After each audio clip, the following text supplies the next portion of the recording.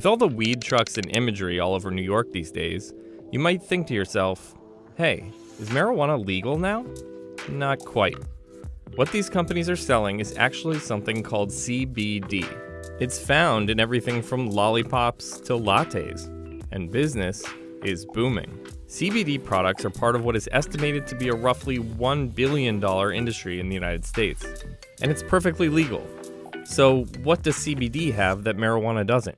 Fact of the matter is, we're kind of in the midst of the CBD craze right now. Martin Lee is the director of Project CBD, an educational platform that focuses on cannabis science and therapeutics.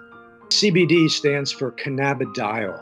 That's a component of the cannabis plant that has significant therapeutic properties, but it's not intoxicating. It doesn't get you high like THC. As it happens, not all cannabis plants are created equal. Take a look at these two varieties. One is marijuana, the other is hemp. One gets you high, the other doesn't. The key difference is what's on the inside. THC and CBD are the main components of the cannabis plant. THC is what makes you feel high, and marijuana plants are loaded with it. I don't know about y'all, but I can't even move. Hemp, on the other hand, has hardly any THC at all. But what it lacks in THC, it makes up for with higher amounts of CBD. Now, CBD won't get you high, but it does have a redeeming quality. It's legal. And at least according to the marketing, it has a relaxing effect. So since this stuff is all the rage, let's see how it's made. So once you have a cannabis plant, one simple way to make extract can be done in your own kitchen.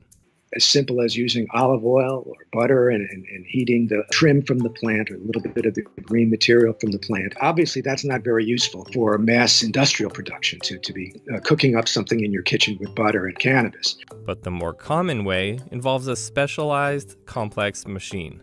One very widespread way is using what's called a supercritical CO2 extraction. It's ground up to have the texture initially of like a coffee grind.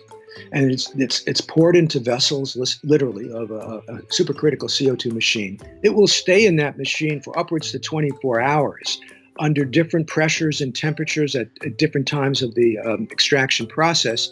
And ultimately, you'll end up with a thick golden oil that's very waxy in texture. You can also extract it using ethanol and hydrocarbons.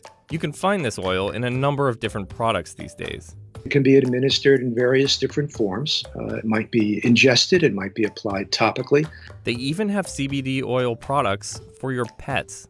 I stopped by a cafe in New York which sells all sorts of CBD-infused products. I tried a CBD matcha latte and a CBD macaron. These snacks tasted great, and I felt a little more relaxed after, but it was hard to tell if the CBD was actually doing anything for me, or if it was all in my head. Scientists are actually still trying to figure out exactly how CBD affects the body.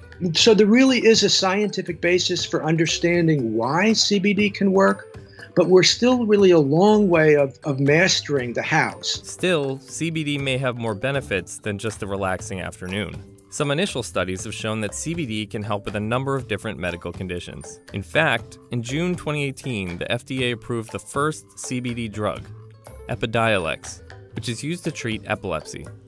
So who knows? Perhaps we'll be seeing CBD in more places than just cannabis-decorated vans in the future.